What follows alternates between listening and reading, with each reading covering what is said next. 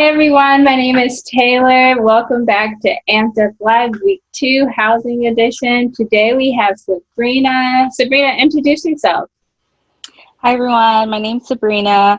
I'm a fourth year student at UC Davis, majoring in human development and minoring in coaching and education. I'm also a high school outreach coordinator with Tayler at the SRC, but for the program Southeast Asians Furthering Education. Yes, so a little bit about what we'll be speaking about today. So we're doing housing. Housing for first years oftentimes are a lot about dorms. There are some commuters out there, and if you live within a certain radius of Davis, you are allowed to commute. However, I think the experience of living on campus is something that you won't want to miss out on, and also can teach you a lot about just growing up and going to college and being away from family and everything like that. So Sabrina and I are just going to go through and tell you a little bit about our experience and hopefully provide you with some insight on how to come into your freshman year with your expectations set just right, not too high, not too low, just at the realistic level of what living in dorms is. So Sabrina, how did you choose your roommate when you came to Davis? So my roommate is also, surprisingly, she was also a scholarship recipient. Me and her both received the same scholarship from our local scholarship um, from our town, from Merced. And we had a pamphlet and we were flipping through it. We realized that we both were going to Davis. And so I received a message from her over Facebook, I believe. And she asked me if I wanted to be her roommate. And I thought, why not? I hadn't found anyone yet. Yeah. And we're also from the same town. And if anytime we needed to go back, like we could commute or ride share with one another. And that's what we ended up doing. Where How are about you you, from? Taylor? Oh, well, I wanted to ask you before I answer that, where are you Okay. So I'm from Merced, from? California. So it's like a 2-hour drive from Davis. Oh, okay, very cool. And going forward, like answering how I chose my roommate, I actually didn't. I think there were so many choices coming to Davis. What's my major? I didn't really feel the need to like choose my roommate. I'm pretty go with the flow type of person, and so I knew that I could choose somebody, but I didn't really have anyone who I was really close with before I got to Davis. There's a caveat to that, but somebody who I ended up being best friends with and had met before I came to Davis actually lived on the same floor, but it was really healthy of us to not have like lived together because I think that actually made our relationship grow. But my actual roommate was random. I didn't meet her until the day that we moved in together. So it's called, I was a part of a program before school started called LFA. So I got there before my roommate. So when I met her, I'm like, hi, are you Angie? Like, I've never seen you before. And then she's like, yeah, I'm Angie. And her parents and family were there. And it was a really interesting time. It was kind of like, I've never been on a blind date, but that's what it felt like. And maybe I should go on blind dates because it actually turned out really well. I think like I didn't have any expectations. I was kind of worried in the sense of like, we're going to be living together. Like, what's the changing situation going to be like? Are they even cool to talk to? I listen to music pretty loudly. And so I really hoped that I could live with somebody who didn't mind music, who didn't go to sleep at 8 p.m., but also didn't go to sleep at like 4 a.m. and like kept me up. Even though in college your sleeping habits do change, so just keep that in mind. It's healthy for you to keep good sleeping habits, but the reality is a lot of times you will be up late. So kind of having that expectation that your sleeping patterns may change when you come here may be something that can help you find a roommate more like aligned with your goals. But yeah, if you don't want to do the random thing, there's a program that allows you to choose your like roommates. Can you Mhm. tell me about that, Sabrina? Well, I'm not really familiar with the program, but I do know that a lot of students chose their roommates through the Facebook group chat. Mm-hmm. I mean, the group page that they do every year for each graduating class. There's always one. So all the students are all like linked to that group chat on Facebook, and literally, like students would just post like, "Hey, like this is what I'm into. Are you into the same things? Can we be roommates?" Or message me. I know some people take this stuff like really serious, where they even do interviews with people in order for you to be their roommates too. But that's a little bit too much for me. But like, if you want to take that extra step because like you are very like serious about how you want like a particular roommate, like definitely shoot for it, because you are paying to live in this space, and Sure. I believe that everyone who's paying for it should be able to live comfortably in the space that they pay for. Very true. And so, like, in your, I guess, living situation, where did you live and what was that setup like? So I lived in Corto, which is now totally like all the buildings have new names now because of all the renovations. But when I used to live there, I lived in the building called Thoreau. I lived on the second floor. Also, another thing to consider is which floor you live on too. That's also very important if you're very like picky and noises. So I lived right in the middle of the sandwich. So I got noises from down below and upstairs. But it was a suite style. So I lived with 8 different girls in this whole suite. So there was 2 rooms on one side and then 2 on the other side, which was divided by a living room. Each side had their own bathroom and shower, and you had a closet literally right across from you for each twin.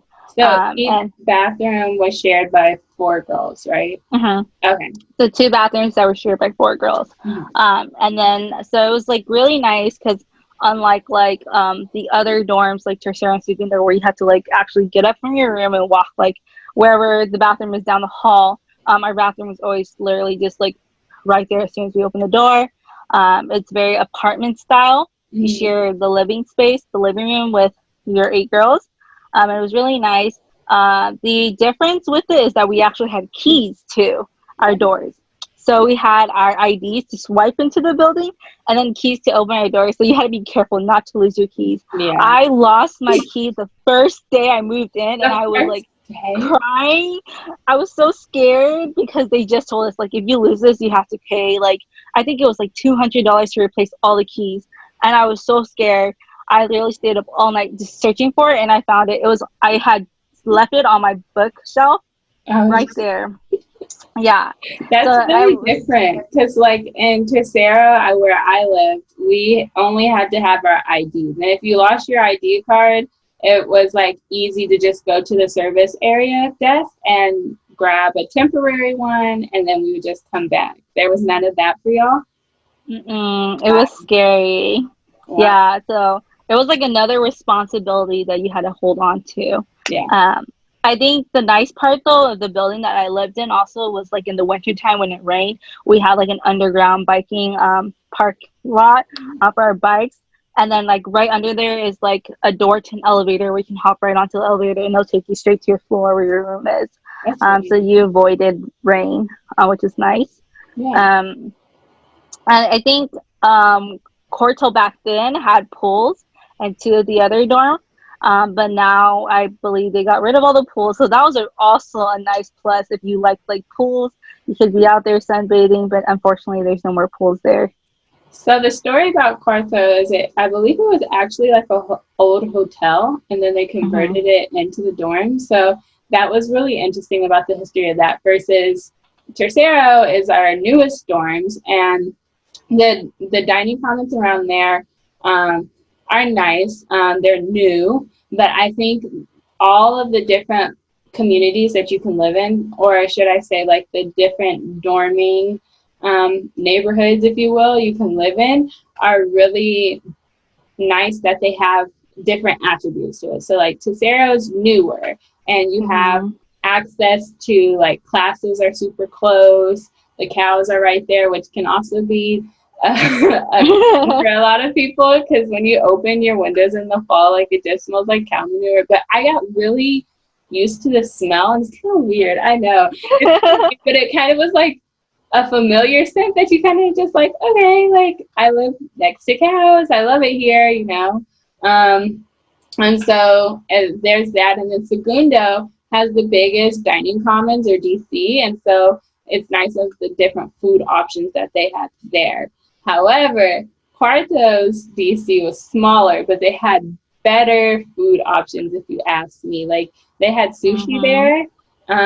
They always had like ice cream and like really like extravagant food. If you Mm-hmm. ask me, it was much. I would always go there like with a friend to go eat because like I don't know, it's more restaurant style. Like the other ones kind of feel like a cafe, like a mall cafeteria or something of the sort. But Mm-hmm. yeah, so there's that. I guess we can move on to learning communities. So learning communities, for those who of y'all who don't know, they are like different floors you can live on or different communities you can live within. Because I know Casa, which is our Latin and Chicanx um, community, is actually 4 floors, which is huge. I lived on the African and African American floor as a freshman, and that one was only like half of a floor. The floor was assigned to everyone, to like the African American learning community, but a big thing that is kind of for everybody's assignments is that they put you where they can fit you. And if there's Mm-hmm. not a lot of need in that space, they will just kind of throw you there. Did you live in a learning community, Sabrina? Me and my roommate only wanted to be in a double, and so Tercero and Segundo were not offering any doubles anymore, and so that's why we chose to go to Corto. And at Corto, we had to select share communities, and there was only a selected like options left for us, so we Yeah. selected the rainbow community.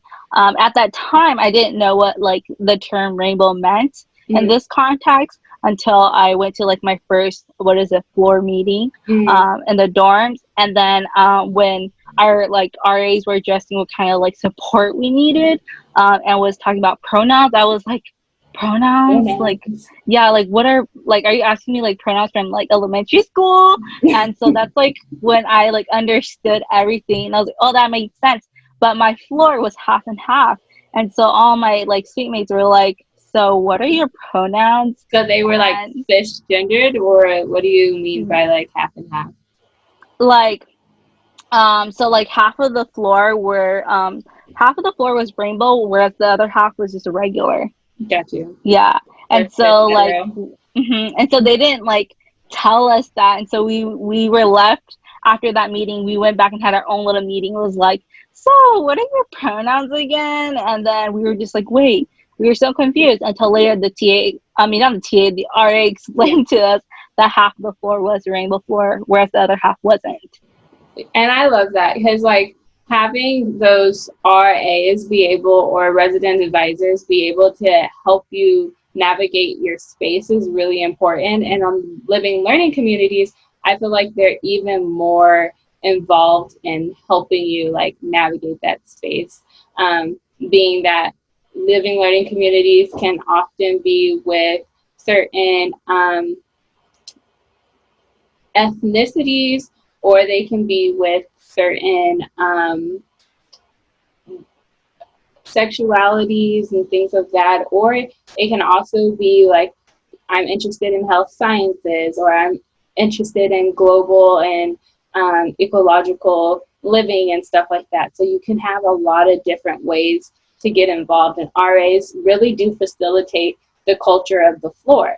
And so being able to have them explain like, oh, these are what pronouns are. I'm like, thank you, sis, because I had 2 RAs and both of them were female and they were really helpful. I guess something I also forgot with my RAs, they are rule enforcers. So I didn't know all the rules, and like on my first day, right? And so on my first day, I had taken a nap on the couch in the lounge, which I didn't know wasn't allowed because like nobody was around, and my roommate, I don't know why I was out on the couch. I think I just wanted my own space. I don't know. And I ended up falling asleep, and another RA came down. It wasn't my floor RA, and she like wrote me up for sleeping on the couch. What? Yeah. What? I didn't know you Yes. can get written up for sleeping on the couch. It is against the rules. Wow, I'm Let's just barely say that finding this our out. right. Let's just say like that RA was not liked that year. She was very just not our favorites. But also the RAs are there for when rules are being broken and it's disruptive to others. Like I don't feel like me sleeping on the couch is disruptive to others. She made the argument that it was. I don't know. Either way, I had like people above us who were always just like stomping and skateboarding, bouncing a basketball in their room, like wrestling, That's just crazy. folk dancing, river dance. I don't know what the heck they were doing. They were just so just like rambunctious. Crazy. Just Like yeah. one guy upstairs had like weights in his room, and he would like lift them every morning at 6 a.m. and just like let them go flying on the floor. And so that's why RAs can be really helpful. So just keep that in mind as you choose your living learning communities. I lived in a double, which means that it was me and one other person, and it was a regular dorm. It wasn't suite style. So we had a co-ed floor, so we had both males and females on the same floor, but we had different bathrooms, of course. And we also had a gender neutral bathroom on the floor, and that one I like to use that one because like nobody ever used it, and it had a bigger shower in it.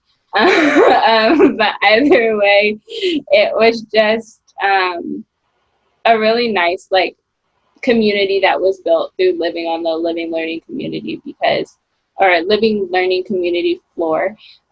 So there's some opportunities there. It's just really dependent on if you engage or not. I think that with the programming that we had that was specific to my identity and some of the other people who were a part of the community too, just drew us closer together. And we do like certain floor events, like we had the Black Experience. It was what it was called every February or March time. And that was like an annual event that the floor always put on, that we got to coordinate like a dinner and presentations and a whole bunch of stuff that's like really specific to living in a living learning community. And at the end of the year, we got shirts. So I plugged living in a living learning community because I almost didn't. And I feel like if I hadn't, I wouldn't have had the roommates that I have now because I met them from first year. My best friend was from first year and a lot of other stuff. So just take a look at those. We're going to link it down below so that in the description so that y'all can take a look at what communities are available and if they align with any of your identities and goals. So moving on, I guess something else that we should address, like when you're living with a new person, right? Like you don't know how they handle conflicts. You don't know, like, can you change in front of them or is it inappropriate? Like how they were raised and stuff like that. So I guess Sabrina, like, can you tell us what your experience was with like navigating boundaries or learning other people's like experiences and stuff like that? So I lived with 8 different girls. They all came from different parts of like California. We even had a girl that was from out of state. So she was actually there already like a week before we all arrived.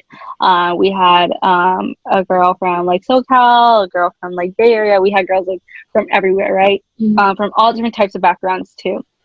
Like there was one of each of us representing like a different type of ethnic background, which is also really neat. but also like brought in all like different personalities and conflict as well that we also had to like set boundaries for and negotiate. Like I remember having like tons and tons of like sweet meetings, just about how we wanted to like leave our living space in the living room, how we wanted clean for everyone every time someone entered, when it was when you had to take out the trash. These are like rules that you kind of have to set. So I do recommend like having a like initial meeting as soon as like y'all moved in, and try to like write up like I guess like community agreements or something that you all agree upon. Mhm. So then like if anything was to ever happen, you can always go back and refer to that and be like, hey, we agreed on this. You're not like upholding our agreement. Is there something wrong? Do we need to change something and things like that? Because it's super important, because later on, like I kid you not, like it's gonna come back and bite you later if like you don't set these agreements, because later on when you start actually like living with them, you start seeing like their lifestyle, and sometimes it's not the same as yours, or they do like they have little habits that might annoy you because you're not used to them. It's going to be hard to like situate that later, because I remember our first one we were really nice and we're like, oh yeah, like we're hella chill, like we're cool, like we don't have any issues, right? But then like ooh, like the second week came and I was like, no, I don't like this and that and that and that and that, and it was just like it only took like 2 weeks, So being or like even like shy a week. to like kind of backfired in a way. Like Yeah. I think that's something that's really cool is like having boundaries is not being rude. Mhm. Like Mhm. saying like I go to sleep at 10 p.m. so I need you to shut off the lights at 10 p.m. Is not rude. However, if your roommate is like, well, this is my room too, and I go to sleep at 2 a.m., what's a compromise we can make, right? So like Mhm. being able to, when you live in a space with somebody, you kind of have to be flexible. Like your boundaries kind of have to be, maybe I have early classes on Mondays, Wednesdays, and Fridays. So on Saturdays, Tuesdays, and Thursdays, I need to be asleep by 10 p.m. and the lights just have to be off. Other days we can negotiate rather if we can have later bedtimes, because you don't have to go to bed when I go to bed, but like having the lights on, some people can't sleep with the lights on. So like being really descriptive on those boundaries is really something that can be beneficial. So yeah. So what were your roommate dynamics like? You said there were 8 of y'all, and not to Oh. say anything about females, but like we can be a little bit more charismatic. Yeah. So yeah. Um, I mean, first of all, there was definitely a lot of like heated moments at times, Mhm. and those are moments where we really had to like carry conversations about of what we didn't like. But yeah, it was definitely very like interesting because everyone, like I said, had their own individuality. Was all like different, from the way they dress, how they eat, and everything was like very different. Um, what is it called? Sometimes like when it came to boundaries, we had to be like, oh, like you can't like kind of like what you were saying, like we have an early class, like I had a 7 a.m. chem lecture and I was like, you can't come into my room during this time, do not disturb me. Like me and my roommate both had that same chem lecture, and like in the beginning, like it was fun, like it was fun when they would come and like jokingly like interrupt us, but then towards the end when it came to like midterms and finals, I was like, nah, like we're not doing this. um That is not uh, what we're doing at the yeah. So that's when we had to have these conversations again. But it was definitely like a crazy dynamic. Like there was moments where we all loved each other. There was moments where we all hated each other. So, but we like we survived that year. But I and also like the like things that I took from this was like trying to like compromise with everyone's different lifestyles, and also like this also made me like set up like standards of what it is that who I'm choosing in my future like housemates and like living in apartments next year, right? It led me to like what I wanted in a housemate and what I didn't want in a housemate. And so when I was looking for housemates, I'm like, are you clean? Do you take out the trash? um like yeah, because cleanliness was like an issue in my suite. Literally, I had a suite that just like threw her trash wherever, and so even though the trash can was next to her. And so one day I was like, I'm done. So I literally moved the trash can behind the bookshelf. And I was like, maybe this will like help her have to get up and throw it away. But no, she turned it into like a basketball game. So she was like shooting over the bookshelf. And I was just like even more frustrated. So those are just like Yeah. issues that you might deal with. And those are like personal experiences. As in, like, I know me and my roommate, it was just me and her. So it was just really easy for us to just, if we had a disagreement, she was gone a lot, and she became really close friends with the neighbors. And so she was always at our neighbor's place. Like on the weekend, she pretty much slept there, and I could have whoever I wanted, like my best friends in my room over the weekends, or I was gone some weekends staying at my other friends' places too. And so it was just like a really cool time to be in the dorms for me. With choosing my random, I call her random all the time, but like at the end of the day, she's became like one of my close friends. So, we all have different experiences in the dorm, and that's why the resident advisors are there to help y'all navigate that, because there will be times that you may be uncomfortable. There may be times where you and your roommate are not getting along. And if they're not getting along, there are resolutions such as switching rooms, which sometimes can be a hazard, not a hazard, can be more of a like burden to do, because who wants to pack up all their stuff and move somewhere else when you've already got comfortable in one space? But when a space becomes uncomfortable, it's time to maybe try something different and get your RA involved. Mm-hmm. So yeah, I guess, do you have any experiences, like any specific story? I feel like you told us so much about your experience. I feel like I relived it with you, or any tips and tricks to end? I think definitely when there is an issue, like address it right away. Don't wait on it, because then it just leads to like something like larger. Deciding like what level you live on too is also like really important. Like I didn't think of that, but when I was living on the second floor, like I had like guys upstairs that were like really loud, and they were always like gaming at night and stuff. Like I kid you not, like we had like ice cream dripping down our windows because they would just like dump out ice cream down their windows, and we didn't understand. Yeah, they would be like just super loud, like on a Monday night, and we didn't understand. And for every time we reported them to an RA, like nothing happened. But yeah, sometimes things will happen, and you just all you can do is just like like try to like live through it. As well. I know like one time, I'm not gonna like I got written up just from sitting in my living room while like my seatmates were like fangirling over Taylor Lautner. And I was like, when the RA knocked on the door, I was like, but I was just sitting here. And sometimes you just get written up for something that you didn't do, or something that you did that didn't seem wrong. Yeah, I had that same experience of like being somewhere where people were breaking quiet hours, because that is something across all dorms. Quiet hours are a thing. I believe on the weekdays it's from like 10 p.m. till 7 a.m. or 6 a.m. or something like that. Do you even?